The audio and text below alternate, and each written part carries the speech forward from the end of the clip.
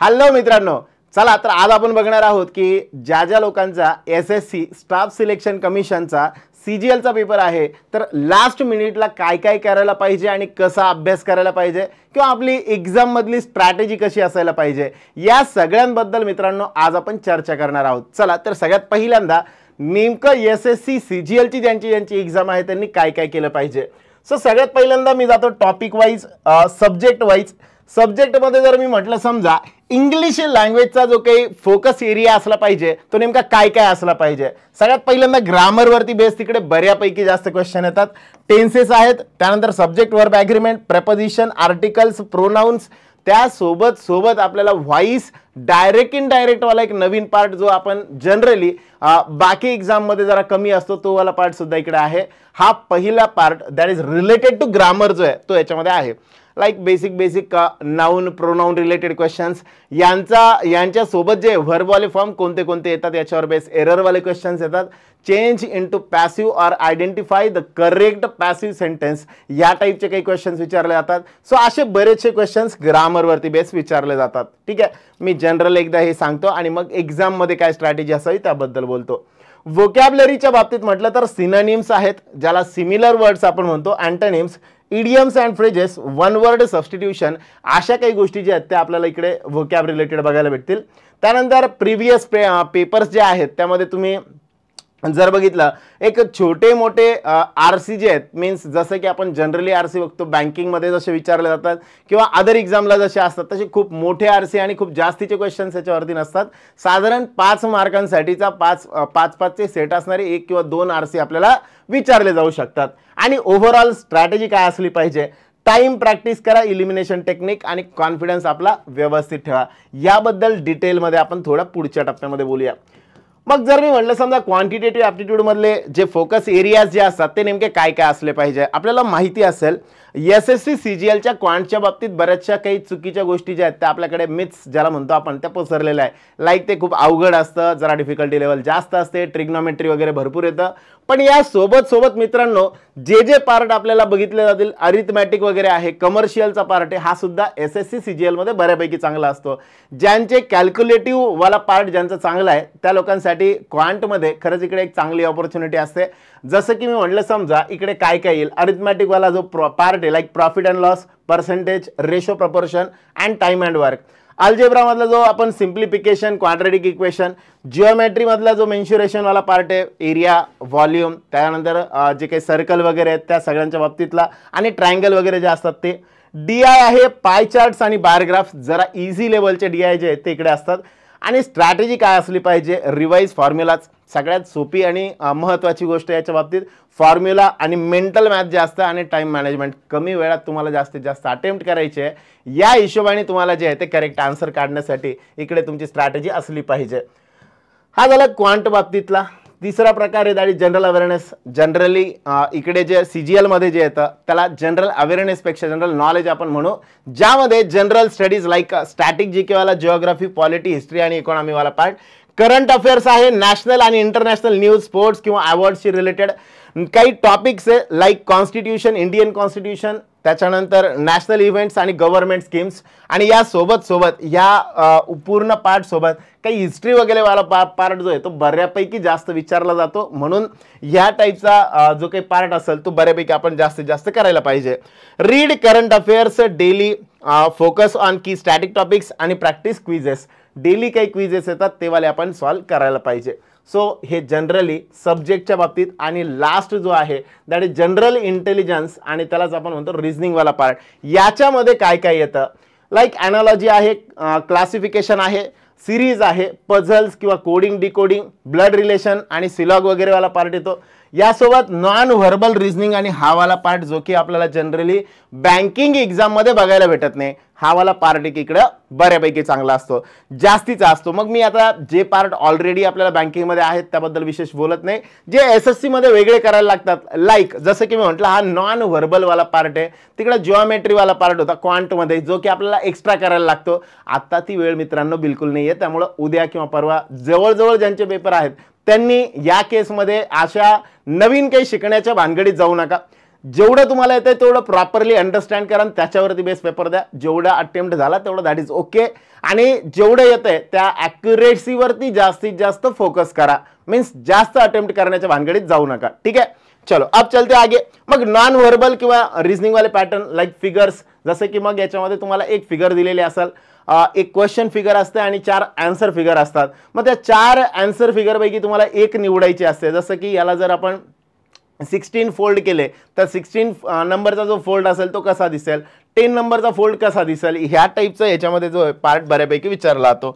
आणि मेन काय केलं पाहिजे, कशावर फोकस, पझल वगैरे. तुम्हाला मित्रांनो जे लोक बँकिंगची तयारी करताय आणि बँकिंगचं रिझनिंग ज्यांना बऱ्यापैकी जमतं त्या लोकांना हे एकदम पझल एकदम छोटे वाटतील, एकदम चिंदी वाटतील, एकदम सोपे वाटतील. ठीक आहे, त्यामुळं बऱ्यापैकी जे काही पझल किंवा ज्या काही गोष्टी इकडे असतात त्या ह्या पद्धतीच्या असणार आहे. ओके, चलो ऑल ओके.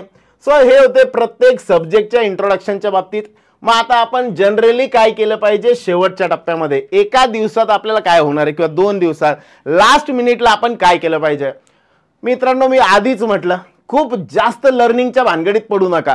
जेवढं सध्या तुमच्याकडे आहे त्याला प्रॉपरली आपल्याला कसं अंडरस्टँड करता येईल आणि कसं हे सगळ्यांपर्यंत पोहोचवता येईल. मीन्स ज्या ज्या क्वेश्चनला आपल्याला डील करायचंय त्या क्वेश्चनमध्ये ते लॉजिक कसं लावता येईल यावरती मॅक्सिमम फोकस आपला असला पाहिजे. जसं की मी म्हटलं इंग्लिशच्या बाबतीत काय करायला पाहिजे, जेवढे ग्रामरचे टॉपिक तुम्हाला येतात तेवढे ॲटलिस्ट बघून घ्या. जे मी म्हटलं समजा नवीन वाले टॉपिक यांचे बेसिक वाले क्वेश्चन ट्राय करून बघा. जसं की डायरेक्ट आणि इनडायरेक्ट वाला क्वेश्चन असेल, बेसिक वाला टाइप बघून जा, जेणेकरून एक्झाम मध्ये जर सोपा लेवलचा आला तर ॲटलिस्ट तुम्हाला त्यामध्ये आयडेंटिफाय करता आलं पाहिजे. ठीक आहे, सो ह्या टाईपमध्ये इंग्लिशच्या बाबतीत काय करायला पाहिजे, थोडंसं क्लोज टेस्ट वाले प्रॅक्टिस, जरा क्लोज टेस्ट, त्यानंतर करेक्शन आणि एरर स्पॉटिंग. वाक्यामध्ये सेंटेन्समध्ये जे करेक्शन असतात ते वाले त्यांच्यावरती जरा फोकस असलं पाहिजे. यासाठी सगळ्यात महत्त्वाचा जो मुद्दा आहे तो मुद्दा हा आहे बघा मित्रांनो, इकडं व्होकॅब्लरीचा पार्ट जो बँकिंग वाल्यांना थोडासा अवघड वाटू शकतो तो वाला पार्ट फक्त आणि फक्त हाच आहे. व्होकॅब्लरी, इडियम आणि फ्रेजेस आणि जनरली ग्रामरवाले जे रूल्स असतात, बेसिक रूल. मग मी म्हणाल इकडे आपण कशावरती फोकस केलं पाहिजे. काहीच करू नका मित्रांनो, जे प्रिव्हियस इयरचे सरळ क्वेश्चन्स भेटतात त्या प्रिव्हियस इयर मधले क्वेश्चन्स जे आहेत ते थोडेसे बघून जा, जर आतापर्यंत तुम्ही बघितलेले नाहीये. मग अशा वेळेस नेमकं काय केलं पाहिजे, मी काही सिंपल लॉजिक सांगतो, त्या लॉजिकने आपण आन्सर करू शकता. जर मी म्हटलं समजा आपल्याला एखाद्या क्वेश्चनचा आन्सर करायचा आहे, एखादी इडियम विचारण्यात आली, जर मी म्हटलं समजा द कनिंग फॉक्स, आता मला ही इडियम एक्झॅक्टली वाचलेली नाहीये. मग अशा केसमध्ये मी काय करेल, द कनिंग फॉक्स याचा जो मिनिंग काढायचा आहे मला, या कनिंग शब्दावरनं काढायचा आहे. कनिंग याचा अर्थ असतो सेल्फिश. काय अर्थ असतो, सेल्फिश. यालाच म्हणू शकतो आपण सेल्फिश असणारा. ठीक आहे, मग जर मी म्हटलं स्वार्थी, बरोबर. सो द कनिंग फॉक्स म्हणजे असा पर्सन की जो कसा आहे, सेल्फिश पर्सन आहे. कसा पर्सन आहे, सेल्फिश. मग यावरनं मी म्हणाल जो मध्ये आपल्याला ॲडजेक्टिव्ह आलेला असतो, याला मी डिटेलमध्ये आपल्याला याला शिकावं लागतं, पण मी सांगतोय ऐन वेळेवरती आता एक्झॅक्टली तेवढा वेळ नाही आहे की पूर्णच्या पूर्ण शिकायचा. शॉर्टमध्ये सांगतो, या मध्ये जो आलेला शब्द असेल त्या शब्दावरनं तुम्ही काय करू शकता, जनरल मिनिंग्स जे ते काढू शकता. कळतंय. सो या पद्धतीने मिनिंग आपल्याला काढता येऊ शकतात. जर मी म्हटलं तिसरं इलिमिनेशन मेथड, आता ही इलिमिनेशन मेथड नेमकी काय असते, ऐन वेळेवर एक्झाम मध्ये काय केलं पाहिजे. बघा जेवढे क्वेश्चन तुम्हाला येत आहे 25 क्वेश्चन्स असे प्रत्येकाचे 25 क्वेश्चन्स आहे आपल्याला. ठीक आहे, आपल्याला हे सॉल्व्ह करायचे. मग सॉल्व्ह करताना काय करायचं आहे, प्रत्येक क्वेश्चन सॉल्व्ह करत असताना तो पहिले क्वेश्चन जो आहे तो व्यवस्थित बघा, तुम्हाला खरंच जमतोय का, जमत असेल ओके, नसेल जमत त्याला स्किप करून द्या, त्याला पुढे निघून जा. आणि पुढे निघून गेल्यानंतर जेवढे तुम्हाला पहिले जमतात ते ग्रीन वाले क्वेश्चन, ही आपली स्ट्रॅटेजी एक्झाम मध्ये असली पाहिजे.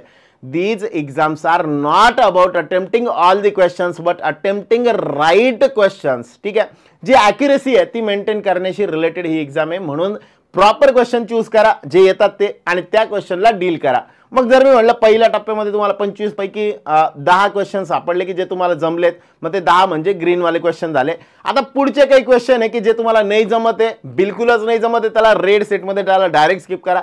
पण असे क्वेश्चन जे तुम्हाला वाटतंय की डोकं लावल्यानंतर जमू शकतात यांना येलो टाईप मध्ये कन्सिडर करा मित्रांनो. हे सगळ्या सब्जेक्टसाठी लागू होतं, सगळ्या सब्जेक्टसाठी, सगळ्या सब्जेक्टला ट्राय करू शकता. मग जो येतो तो पहिले पटकन टिक केला, जो येत नाहीये त्याला जरा वेळ लागतोय खूप जास्त, मग अशा केसमध्ये त्याला येलो मार्क अँड रिव्ह्यू करा. आणि जो बिलकुलच येत नाहीये, कितीही डोकं लावलं तरी येणार नाही आपल्याला माहिती आहे, मग अशा केसमध्ये त्याला स्किप करून द्या, पुढे निघून जा. That is called as red set. ठीक आहे. सो या पद्धतीने ग्रीन, येलो आणि रेड टाईपचे क्वेश्चन्स जे आहेत ते तुम्ही अटेम्प्ट केले पाहिजे प्रॉपरली. याच पद्धतीने आपण गेलं पाहिजे. ठीक आहे. सो जर मी म्हटलं समजा मग इंग्लिशच्या बाबतीत काय काय करायचं आहे, जाताना मित्रांनो एक रिव्हिजनसाठी सारथी बार्टीवाला एक व्हिडिओ आहे, तो त्याच्यामध्ये सगळे टॉपिक जे आहेत त्यांची एक रिव्हिजन घेतलेली, क्विक रिव्हिजन. जाता जाता तेवढा एक व्हिडिओ बघून जा, त्याची लिंक मी डिस्क्रिप्शन मध्ये देऊन टाकतो. ठीक आहे. आणि त्या व्हिडिओला बघितल्यानंतर तुम्हाला जेवढं की आतापर्यंत झालेलं आहे ते सगळं पुन्हा एकदम शॉर्ट मध्ये रिवाइज झाल्यासारखं होऊन जाईल. ठीक आहे. सो ते एकदा बघून जा. आणि इलिमिनेशन टेक्निक काय, इकडे 5 ऑप्शन असतात, 4 ऑप्शन असतात. 4 ऑप्शन पैकी तुम्हाला 3 इलिमिनेट करायचे आहे. जो क्लोज वाटतोय तो याच्यामध्ये टिक करायचा आहे. ओके. आणि इंग्लिश बद्दल टेन्शन घेऊ नका, जर बँकिंगची तयारी करणारे असाल तर नक्कीच तुम्हाला खूप इझी जाईल इंग्लिश, खूप अवघड जाणार नाही. ठीक आहे.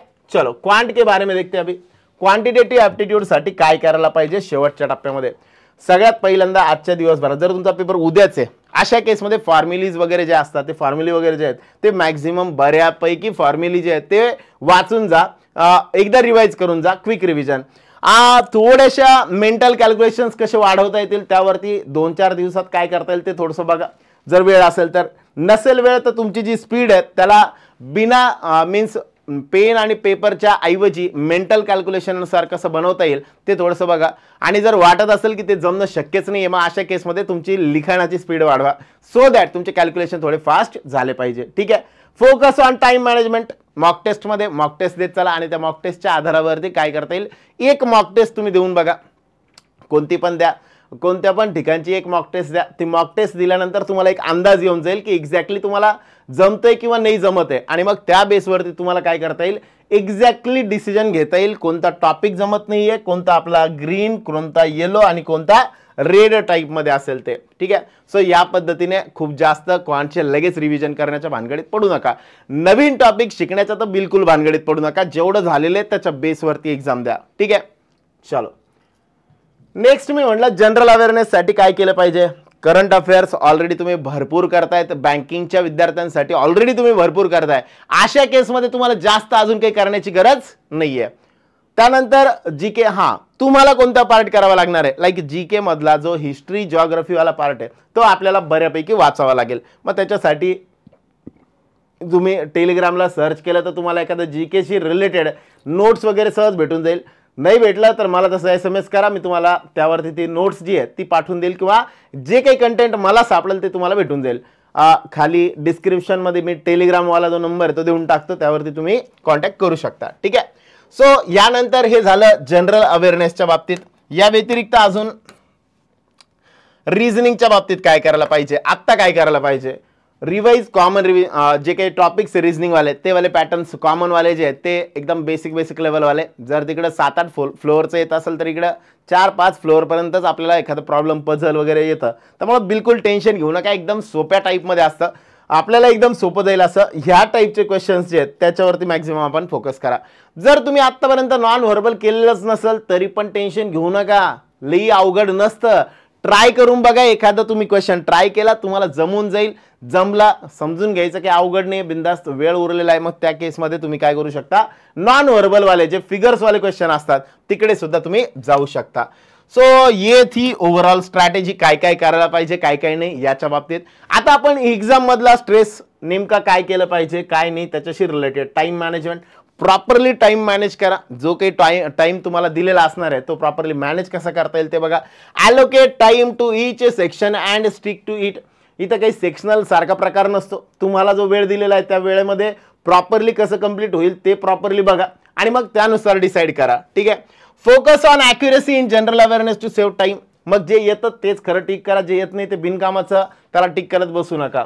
आणि मॉक टेस्ट, एखादी मॉक टेस्ट द्या, ॲनालाइज करा मिस्टेक्स वगैरे काय काय होत आहे आणि मग त्याच्यातले जे वीक वाटत आहेत ते वाले क्वेश्चनला जर आपण एक्झाममध्ये टच नाही केलं तर ते जास्त बेटर राहील. ओके. आणि फायनल काय करायला पाहिजे, एकदम निवांत राहा, stay calm and confident.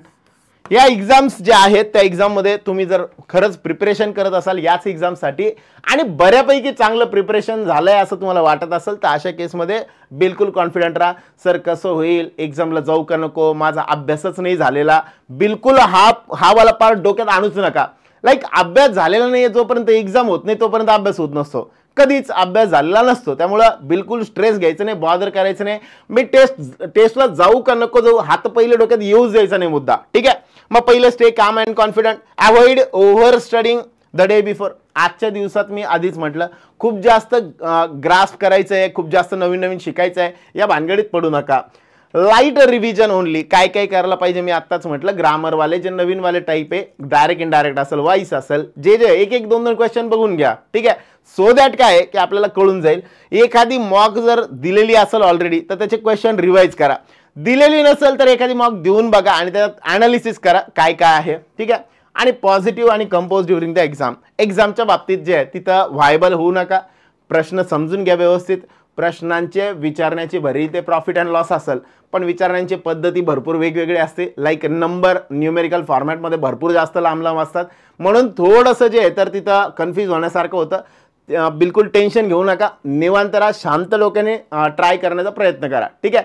So जर तुम्ही या पद्धतीने सॉल्व्ह करण्याचा प्रयत्न केला तर तुम्हाला नक्कीच काय होईल, जेवढे आपल्याला ॲक्युरेट अटेम्प्ट पाहिजे तेवढे आपण करू शकू. ठीक आहे. सो ये सब कुछ बातें थी रिगार्डिंग कल की एग्जाम. ज्यांचा उद्याचा पेपर आहे त्या सगळ्यांसाठी, ज्यांचा पुढे पण पेपर आहे त्या सगळ्यांसाठी ऑल द बेस्ट आणि बिंदास्त जा. बिलकुल टेन्शन घेऊ नका.